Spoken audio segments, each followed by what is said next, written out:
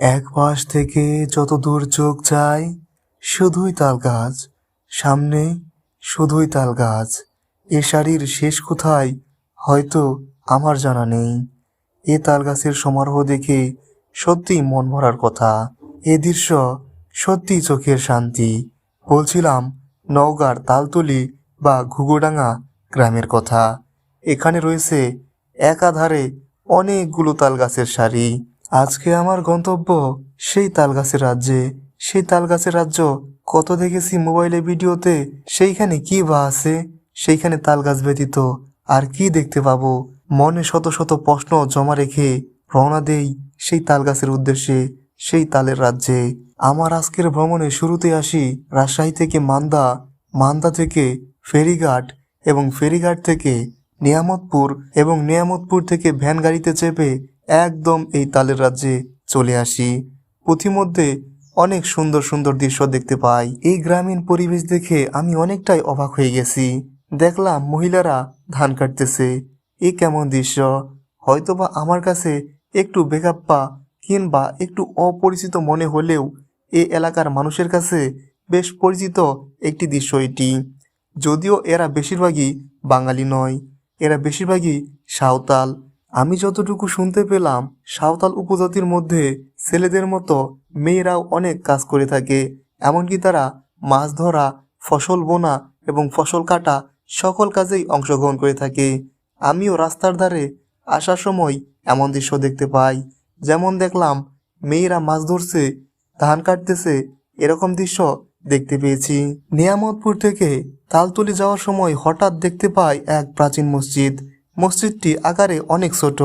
হঠাৎ আমি এই মসজিদটি দেখে দাঁড়িয়ে যাই। আমি ভ্যান গাড়িকে বলি, একটু দাঁড়ান ভাই। মসজিদটি দেখে মসজিদটির ইতিহাস জানার জন্য আমার আর তর সইছিল না। সেই জন্য ভ্যানওয়ালা ভাইকে বলি, একটু দাঁড়াও ভাই, আমি একটু নামবো এবং এই মসজিদ সম্পর্কে জানবো। কিন্তু দুঃখের বিষয় হচ্ছে এই মসজিদটি আজ ধ্বংসপ্রাপ্ত, প্রায় একদমই জরাজীর্ণ। মানুষও সঠিকভাবে ইতিহাস বলতে পারে না। কিছুদিন আগেও নাকি এখানে অনেক বেশি জঙ্গল ছিল এবং জরাজীর্ণ ছিল, যার ফলে মানুষ এটিকে ভূতের বাড়ি বলতো। আমি নিজেও এই মসজিদের ভেতর যেতে অনেক বেশি ভয় পাই। তবু ইতিহাস সম্পর্কে জানার যে মনের অধীর ইচ্ছা, এই ইচ্ছাকে আমি কেন বাইরে রেখে দিব? সেই জন্য আমি ভেতরে ঢুকে যাই। ভেতরে ঢুকে দেখতে থাকি এই মসজিদটি। মসজিদের ভেতর সর্বোচ্চ 8 থেকে 10 জন মানুষ একত্রে নামাজ পড়তে পারবে। হয়তোবা তাও নয়, 5 থেকে 6 জন মানুষ নামাজ পড়তে পারবে।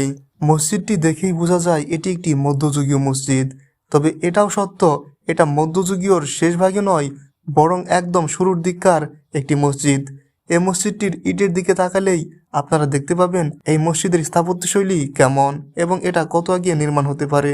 এটা জানার জন্য আপনার ইতিহাসবিদ হওয়ার দরকার নেই, বরং আপনি যদি বিভিন্ন মসজিদে ঘুরে থাকেন এবং সেগুলো যদি ভালো করে লক্ষ্য করে থাকেন, আপনি নিজেই বুঝতে পারবেন। এছাড়াও নওগাঁর প্রত্যেকটি জায়গায় আমি যেটা বেশি দেখতে পেয়েছি সেটা হচ্ছে এখানে মাটির বাড়ি। এখানে প্রচুর প্রচুর মাটির বাড়ি রয়েছে। মানে যেই দিকেই যাবেন আপনি মাটির বাড়ি দেখতে পাবেন। শুধুই কি বাড়ি? না, অফিস, পোস্ট অফিস, স্কুল, এমনকি দোকান, মেশিন ঘর, প্রত্যেকটি জায়গায় মাটির ঘর দেখতে পাবেন। যদিও এখন এই মাটির ঘরগুলো বিলীনের পথে, তারপরও এখনও অনেক মাটির বাড়ি এখানে দেখতে পাবেন। এরকম গ্রামীণ দৃশ্য দেখতে দেখতেই চলে আসি তালতলি বা সেই ঘুঘুডাঙ্গাতে। আরেকটা জিনিস আমি লক্ষ্য করি, এই ঘুঘুডাঙ্গা গ্রামের নাম সম্ভবত ঘুঘু থেকেই এসেছে।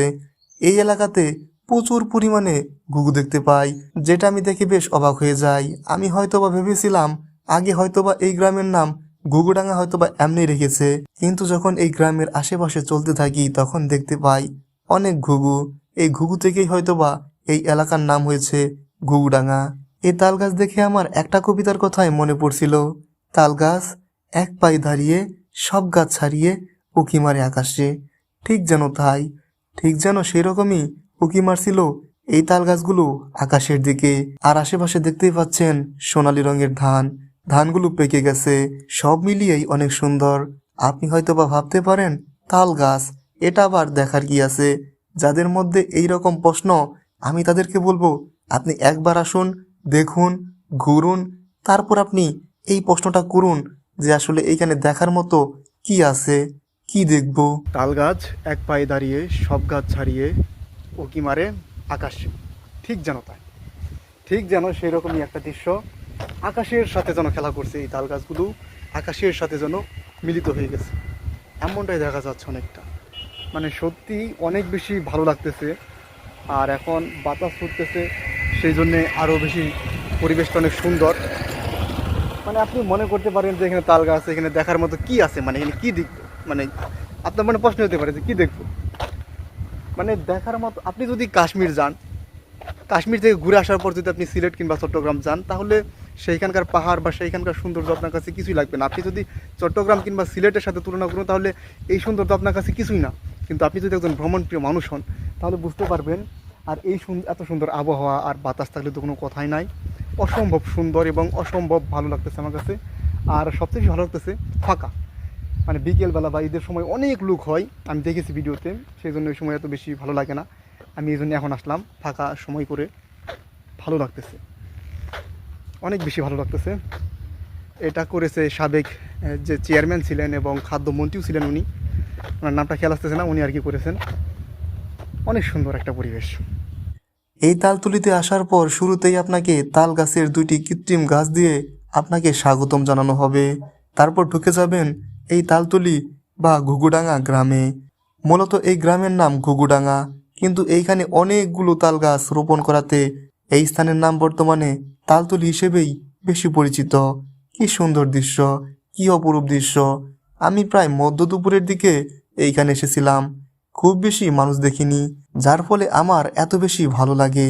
জায়গাটি দেখতে এতটা সুন্দর লাগতেছিল যেটা বলার বাহিরে। আমি এখানে যখন দাঁড়িয়েছিলাম প্রচণ্ড রৌদ্র ছিল, কিন্তু হঠাৎ হঠাৎ একটা বাতাস আসতেছিল, যে বাতাসটি আমার গায়ে লাগতেছিল এবং আমার গায়ে একদম অন্যরকম একটি শিহরণ জাগাচ্ছিল, যেটি আমার কাছে অনেক বেশি ভালো লাগে। এই তাল গাছগুলো রোপণ করা হয় 1986 সালে। এই তাল গাছগুলো রোপণ করেন তৎকালীন সাবেক ইউপি চেয়ারম্যান এবং খাদ্যমন্ত্রী সাধনচন্দ্র মজুমদার। তিনি এই তাল গাছগুলো রোপণ করেন মূলত বজ্র নিরোধক হিসেবে তিনি এই ঘুঘুডাঙ্গা থেকে শিবপুর মহাসড়কে প্রায় 700 তাল গাছ রোপণ করেন, যার বর্তমান চিত্র আপনারা দেখতেই পাচ্ছেন। সত্যি ভালো কাজের জন্য কোনো কিছু করলে সেটা ভালোই হয়। একদিকে যেমন বজ্রপাত নিরোধক হিসেবে এই তাল গাছগুলো কাজ করবে, অপরদিকে এটি একটি বর্তমানে দর্শনীয় স্থান। সত্যি আজকের ভ্রমণটি অনেক ভালো ছিল। এই ভ্রমণটি ভোলার মতো নয়। এই ভ্রমণটির কথা মনে থাকবেই বা না কেন, এত সুন্দর পরিবেশ ভোলা কি যায়?